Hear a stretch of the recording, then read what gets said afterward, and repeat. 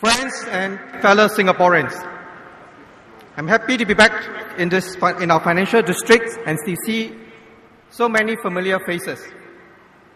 Singapore emerged from the global financial crisis very quickly. Indeed, we are among the first. Millions of savings accounts and insurance policies, all worth billions, are intact. The Singapore dollar remains stable and companies had access to funds. Over this crisis, we created 177,000 new jobs and have full employment. By contrast, the US lost 7.4 million jobs. Unemployment in Ireland is about 15%, in Spain, 20%. So I'm glad that we emerged well. But I'm also concerned that many of us do not realize how close the global economy came to a complete meltdown and how we got out. The opposition think that it was autopilot. At one point, we thought we would have a -9% recession, and that would have meant massive job losses for our people. The government took many measures, guided by PM and the Cabinet, and in MAS by SM Gold. So I'd like to share with you my experience dealing with this. Looking back, I asked myself, what could have gone wrong? Many things. If there had been a massive outflow of funds, the Singapore dollar would have plunged and the value of Singaporeans' savings and assets would have fallen drastically. I'm glad that the Cabinet and our President approved a deposit guarantee backed by our strong reserves. If our banks had failed and we had guaranteed their liabilities, taxpayers would have to bear the burdens for many, many years. And this is what happened in Ireland.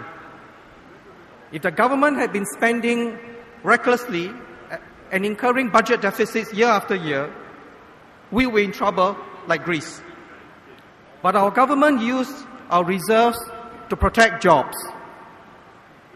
If MOF and MAS had been fighting over policies, we were in trouble. But instead, MOF, MAS, MTI, economy agencies, NTUC and others all rolled out the relevant tools, the relevant policies, jobs credit, loan guarantees, deposit guarantees, and so on. Now, few countries could claim that. In short, at every turn, we could have done the wrong things.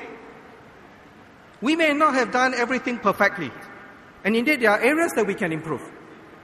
But the key point is this: we were able to do the right things and most of the rational things. Why? Why is that so? Fundamentally, because we have the trust of our people. Navigating this unprecedented crisis is like flying a fighter jet with low visibility, where your radars are no longer reliable and in unfamiliar terrain. But a strong mandate and the trust of our people allow the government to focus single-mindedly on the task to take swift and decisive action, look beyond immediate risks, and to navigate this as best as we could. It is a responsibility that we take seriously. By contrast, many countries had so-called co-pilots that were politicizing the issues when the pilot needed full concentration.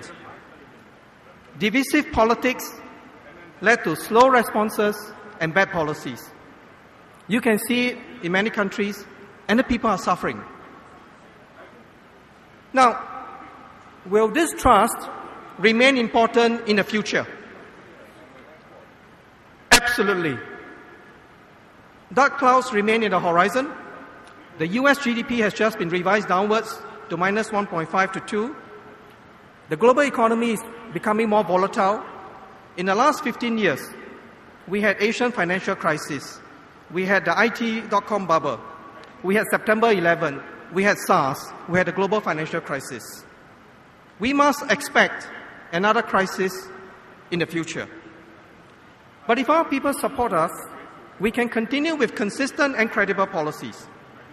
This will be valuable to all Singaporeans. Why? For example, because of our strong reserves, MAS is credible when we guide the Singapore dollar up or down to meet changing economic conditions. This means we protect Singaporeans' savings, we protect jobs. And in fact, since April last year, MAS has been guiding the Singapore dollar higher in order to mitigate the impact of imported inflation, the impact of higher food prices and oil prices. So I'm very concerned when the opposition merrily said, set aside billions, spend it. We destroy confidence and we'll find it hard to recover. Now, because we are credible and consistent, we attract investments and good jobs. Many chairmen and CEOs of global banks and MNCs have told me that our government and our people are trustworthy. That is why they put major operations in Singapore. In the last 5 years, including the crisis period, we created 64,000 jobs in the financial sector. The vast majority of this go to Singaporeans. The average salary is $7,600 compared to $3,800 for the rest of the economy. Many young Tampines residents whom I've met are working here. And it's not just finance. We created 150,000 jobs in the business services area. And the effects trickle down to retail shops, hawkers, taxi drivers.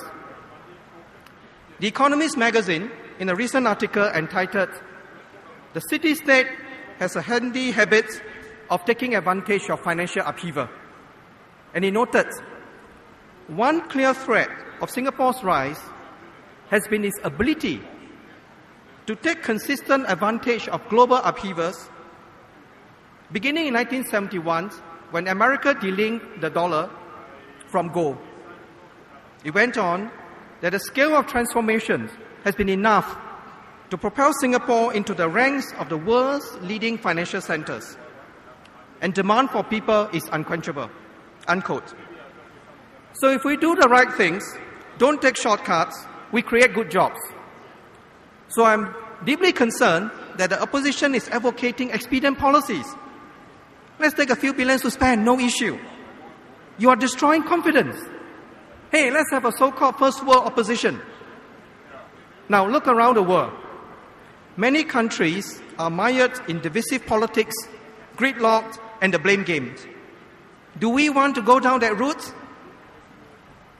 Now, having run our central bank for the last 6 years, I know firsthand that MAS and the Singapore government are able to do most of the right things because our people trust and support us. So, fellow Singaporeans, we have worked hard and worked together over many years to build a strong foundation for the Singapore economy so that we and our children can have good jobs and have a bright prospect. So please, don't allow the opposition to destroy these foundations with ill-conceived policies and untrained pilots. The world is changing rapidly, and the risks remain high. In fact, today, Aon has just released a report that a survey of global CFOs from 58 nations ranked economic slowdown as the #1 risk. We must manage the risk, and we must create new opportunities. We have many unfinished tasks.